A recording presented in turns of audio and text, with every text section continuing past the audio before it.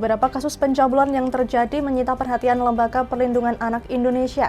Bahkan Ketua LPAI Seto Mulyadi mengusulkan berupa pemberian hukuman kebiri bagi pelaku pencabulan. Polisi mengamankan 2 tersangka pencurian batang besi rel kereta api di jalur kereta api Ciledug Ketanggungan Brebes, Jawa Tengah.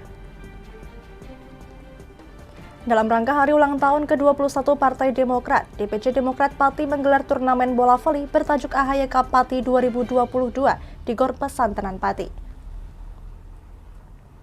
Selamat malam pemirsa, bersama saya Amanda Soraya, inilah Jateng hari ini. Jajaran Satreskrim Polres Demak berhasil menangkap 2 tersangka terkait dugaan penyalahgunaan bahan bakar minyak atau BBM bersubsidi. Dalam penangkapan tersebut, petugas juga mengamankan 11 ton lebih minyak solar yang dikemas dalam kontainer yang dimodifikasi di dalam bak truk. Salah seorang pelaku dugaan penyalahgunaan bahan bakar minyak atau BBM bersubsidi, MK berusia 31 tahun, warga Desa Bangkilan, Kecamatan Bangkilan, Kabupaten Tuban, Jawa Tengah, diamankan jajaran Satreskrim Polres Demak untuk menunjukkan barang bukti oleh petugas Satreskrim Polres Demak.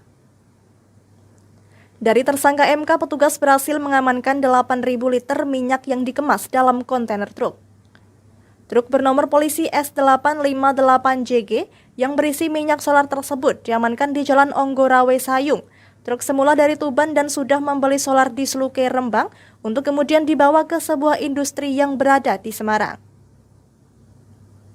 Tersangka MK mengaku BBM solar tersebut diperoleh dari SPBU di Rembang dan mobil-mobil tangki yang dipesan untuk kemudian dikirim ke wilayah Semarang untuk kebutuhan industri. Dari usaha mengantar BBM tersebut, dirinya mengaku mendapat upah senilai Rp900.000. Di Sluke. Sluke. Mau dikirim kemana? Nunggu Sherlock, Pak. Sherlock mana? Iya. Yang pesan siapa? Ini dari Pak Sis. Pak Sis orang mana? Semarang. Semarang. Iya. Ini berapa liter? 8.000. 8.000. Ini untuk keperluan apa tuh? Solarnya Belum tahu, Pak. Belum tahu. Ini sudah rutin atau baru sekali ini? Baru sekali ini saya. Ambil dari mana, Mas? Sluke. Sluke ya? Iya. Dijual harga berapa, Mas? Enggak tahu, Pak. Harga. Mas itu ngambil dari pom bensin atau dari mana, Mas? Ngepok. Ngepok. Iya. Berarti ngambil dari mobil langsung ya? Dari mobil ke mobil. Kencing jalan itu ya? Iya. Ngambil berapa? Per liter berapa, Mas? Enggak tahu, Pak. Sementara Kapolres Demak AKBP Budi Adi Buwono menyampaikan, pihaknya telah membongkar sejumlah praktik penyalahgunaan BBM bersubsidi secara ilegal. Dari razia yang dilakukan jajaran Reskrim Polres Demak, setidaknya telah ditemukan 2 truk yang masing-masing berisi 3.500 hingga 8.000 liter. BBM bersubsidi tersebut oleh para pelaku rencananya akan dijual ke industri dengan keuntungan Rp650 per liternya. Tangki atau tempat yang untuk berisi solar ini memang sebanyak, kalau yang kita tangkap di Onggorawe memang muatannya itu 8.000 liter. Kalau untuk yang kita tangkap di Desa Bakung memang muatan keseluruhnya jika penuh tangkinya adalah 5.000 liter. Dari pengakuan para tersangka ini dijual di mana, Pak, di solar subsidi ini, Pak? Kalau untuk yang di Tuban ini memang untuk keperluan di Tuban ya.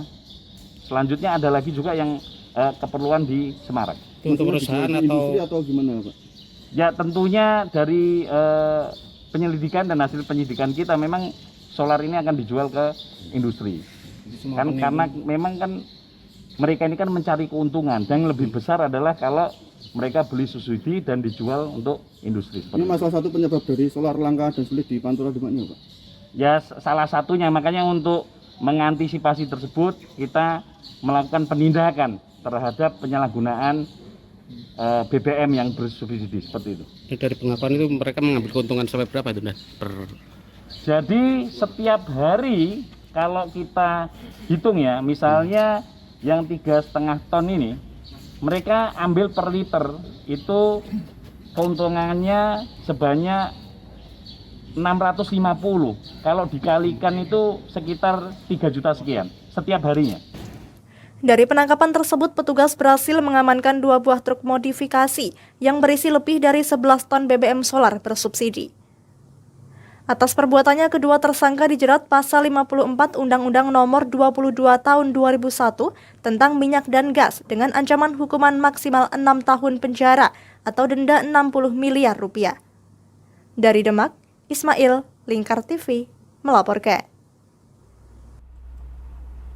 Dua pelaku pencurian batang besi rel kereta api di jalur Ciledug, Kabupaten Cirebon, hingga Ketanggungan, Kabupaten Brebes, ditangkap polisi di dua tempat yang berbeda, yakni di Losari, Brebes, dan Ciledug, Kabupaten Cirebon.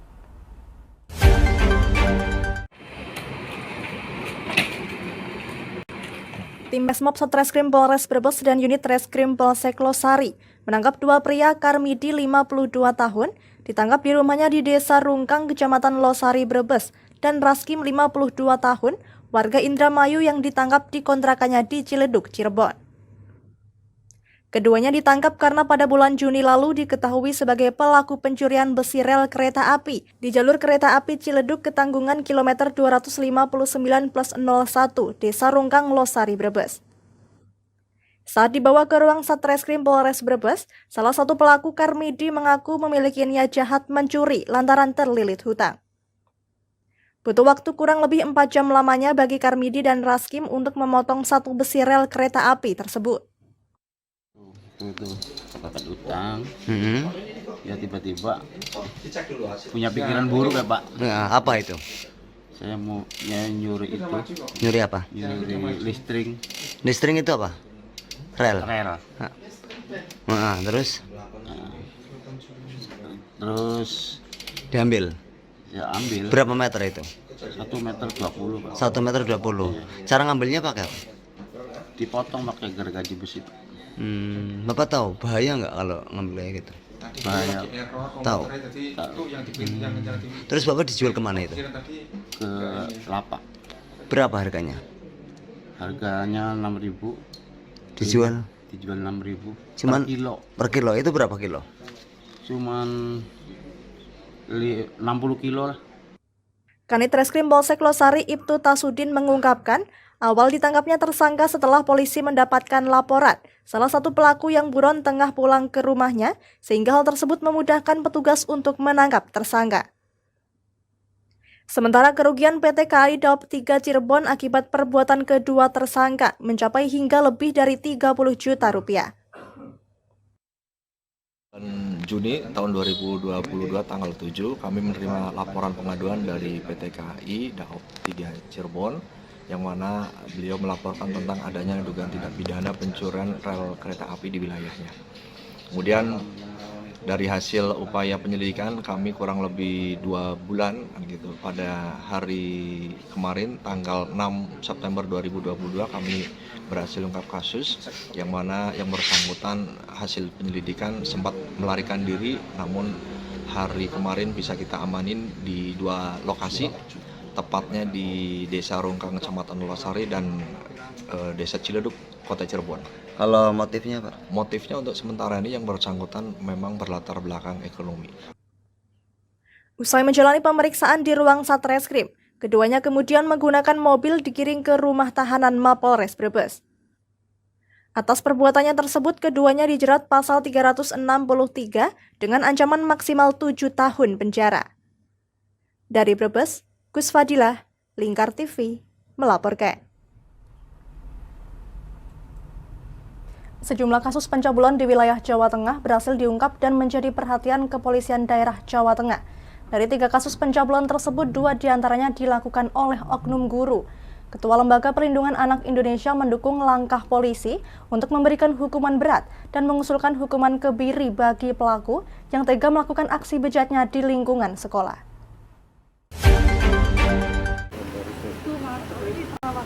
Sejumlah kasus pencabulan berhasil diungkap dan menjadi perhatian Polda Jawa Tengah. Di antaranya kasus oknum guru cabuli puluhan siswi SMP di Kabupaten Batang, kasus pencabulan terhadap anak, dan hubungan sesama jenis kelamin oleh oknum guru di Banjarnegara, serta kasus kekerasan seksual dan pemerasan memaksa ibu setubuhi anak kandung di Pekalongan. Ironisnya dari 3 kasus pencabulan, 2 diantaranya dilakukan oleh oknum tenaga pendidik. Masing-masing pelaku yakni AM 30 tahun yang berprofesi sebagai guru agama di SMP Negeri di Batang, serta AF berusia 32 tahun, guru ngaji di Yayasan Pendidikan di Banjarnegara, Jawa Tengah. Untuk kasus AM, polisi mengungkap jumlah korban mencapai 35 orang. 10 diantaranya diduga menjadi korban pencabulan. Ironisnya, AM melakukan aksi bejatnya tersebut di lingkungan sekolah di saat kegiatan sekolah berlangsung. Sementara untuk tersangka AF, korban berjumlah 7 orang santri laki-laki yang masih di bawah umur.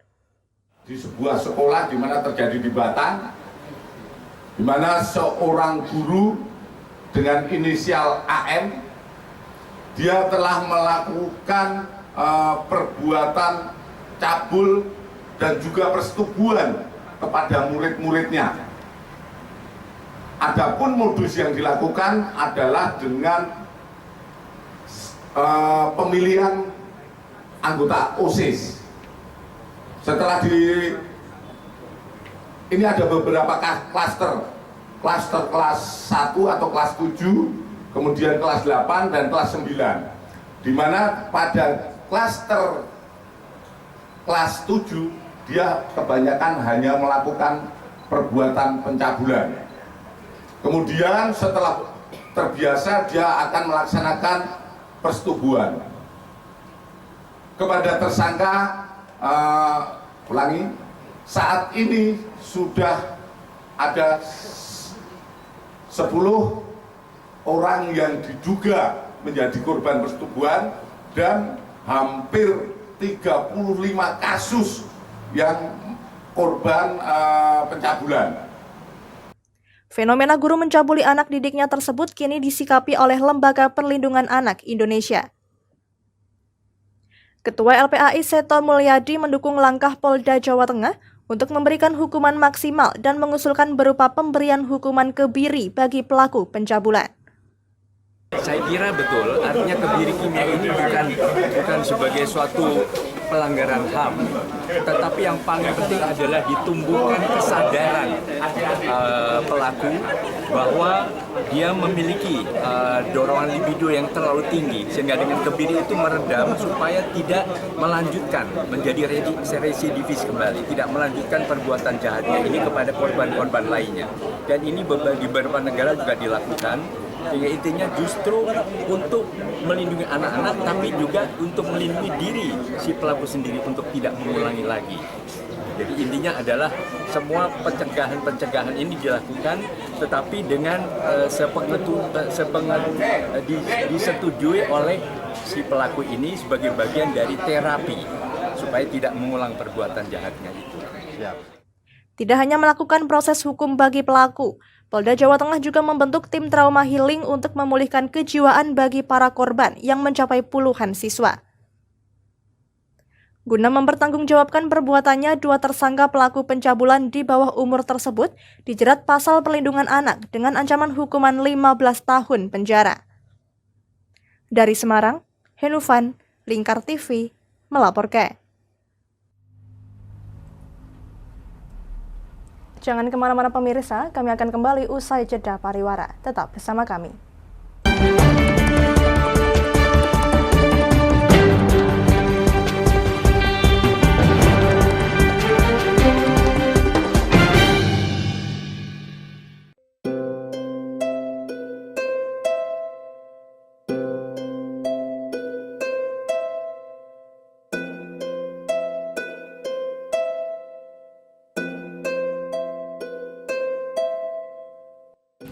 Wah iki yo siaran TV apik temenan. Filme cocok karo suasanane. Elah. Boleh bro ngene iki awan-awan kok. Iki lho nonton TV, Kang. Wah, kenal nedan kowe wong genang delok HP kok delok TV piye? Wah, kurang update kowe iki, Kang. Lho, maksudnya piye kok ngarane aku update itu? Iki lho delok aku nonton TV tenan. Apa kira nonton HP? Wong delok HP ngono kenal nedan apa iki. Iki lho delok siarane. Lho, kok iso ya? Yo TV apa? Jenenge Lingkar TV, Kang. Saiki erane TV kok ngene iki. Kok Lingkar TV nek dia awak dhewe panggone iso nonton TV lewat HP. Kok ngene iki. Ana film-film ngene iku ya? Iya, filme apik-apik kaya ngene iki. Nah, awak dhewe nek sawah leren mbut gawe iso leren ndelok film-film ngene iki. Padha iso ngene iku. Iso, ora ketinggalan karo cah-cah kae. Duh. HP ku kok ora iso tak nggo ngono piye carane iki? Ki lho Rip, tak doi carane. Piye? Kowe buka Play Store. Play Store, Mas. Yo iku pokoke. Play Store apa? Ketik Lingkar TV. Engko lek wis ngono, klik install. Nah, engko wis ana metu menune Lingkar TV karek ndelok siaran apa ae. Film-filme apik-apik. Berarti film channel Lingkar TV metu nang kene kabeh ra? Iso. Filme wah cocok karo suasana cara didelok ya. Oh, wis iki iso iki. Iya metu kabeh ngene TV wah. Iya. Ondiange ya. Mangkane Lingkar TV filme apik-apik kabeh. Iya, aku ngene kok lagi reti iki malah. Sekolo ana bocah-bocah ajak ndelok. Heeh, ben seru nang kene ya, kawan. Webek. Rene lo.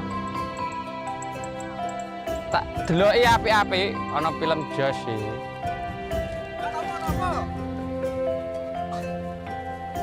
Rene go Rene. Oh iki lho tak deloki film nang Lingkar TV. Solutif dan terpercaya. Tonton siaran Lingkar TV melalui aplikasi Lingkar TV di Play Store. Dengan cara ketik Lingkar TV di pencarian Play Store, kemudian tekan install. Mudah bukan? Nikmati tayangan-tayangan menarik dari Lingkar TV kapanpun dan dimanapun Anda berada. Tinggal tekan menu Lingkar TV di HP Anda dan selamat menonton!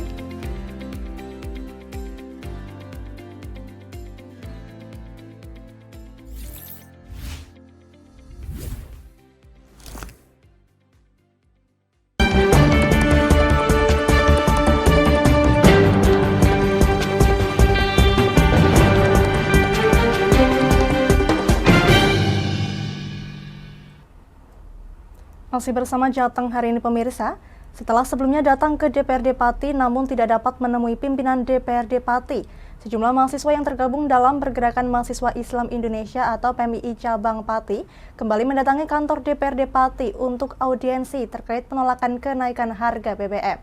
Pihak DPRD Pati mengaku mengapresiasi PMII yang lebih memilih audiensi daripada harus demo di jalan. Turunkan.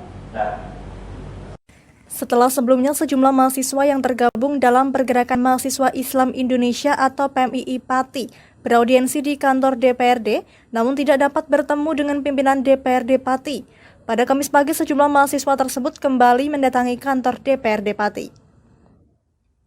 Kali ini kedatangan mereka disambut langsung oleh pimpinan DPRD Pati secara lengkap, yakni Ketua DPRD Pati Ali Badrudin, Wakil Ketua 1 Joni Kurnianto, Wakil Ketua 2 Haji Hardi, dan Wakil Ketua 3 Muhammadun.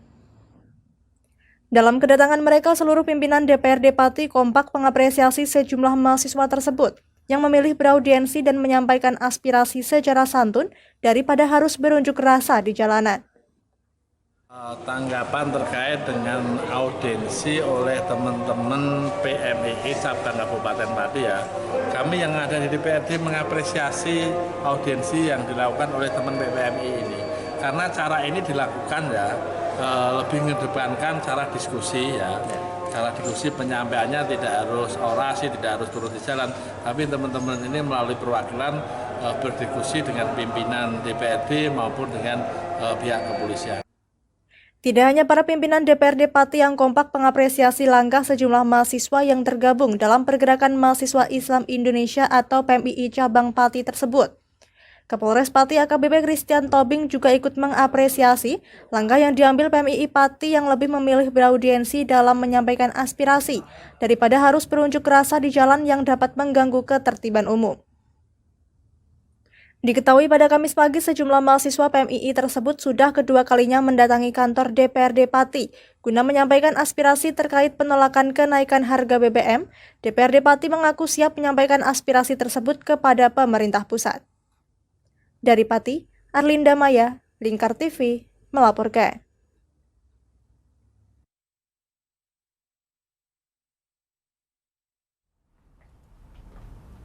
Dalam rangka hari ulang tahun ke-21 Partai Demokrat, DPC Demokrat Pati menggelar turnamen bola voli bertajuk AHYK Pati 2022 di Gor Pesantenan Pati. Sebanyak 8 tim mengikuti turnamen bola voli tersebut yang digelar mulai 6 September hingga 9 September mendatang.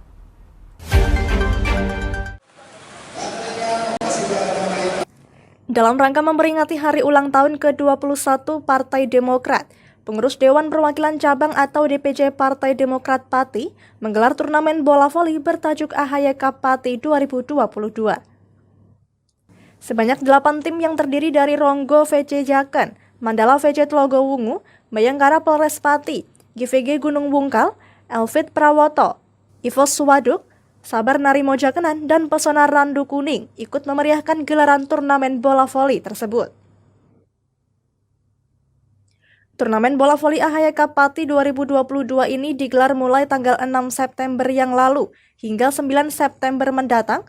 Ketua DPC Partai Demokrat Pati Joni Kurnianto mengungkapkan bahwa turnamen ini dalam rangka menyemarakan HUT Demokrat ke-21 dan mengembangkan bakat voli masyarakat Pati. Di sini memang perintah dari DPP, Mas Ahaye, Mas Ketum memerintahkan seluruh DPC untuk melaksanakan kejuaraan voli antar kampung se-Indonesia dilaksanakan. Dan kemudian ini model yang kita pakai adalah kita memakai model ini boleh memakai 3 lokal, boleh memakai 3 bon-bonan, ya. Nah, di sini kita pilih dari 5 dapil ini. Jadi kita perwakilan, kita sistem undangan. Jadi kita ambil 8 tim. Karena apa? Kalau kita ambil banyak nanti waktunya kelamaan. Kita ambil cuma 8 tim. Lebih lanjut, Ketua DPC Partai Demokrat Pati Joni Kurnianto berharap melalui turnamen ini bisa lahir bibit-bibit atlet bola voli asal Pati yang bisa berkiprah di tingkat nasional. Dalam turnamen ini, panitia menyiapkan hadiah 10 juta rupiah bagi juara 1, 7,5 juta rupiah bagi juara 2, dan 4 juta rupiah bagi juara 3 bersama. Tak hanya itu, tiap tim yang bertanding juga mendapatkan uang transportasi sebesar 2,5 juta rupiah. Dari Pati, Fajar Mukti, Lingkar TV, melaporkan.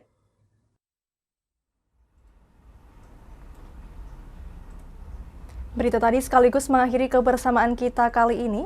Terus saksikan Jateng hari ini setiap pukul 21 waktu Indonesia Barat hanya di Lingkar TV. Akhirnya saya Amanda Soraya, mewakili seluruh kerabat kerja yang bertugas, pamit dari hadapan Anda. Terima kasih dan sampai jumpa.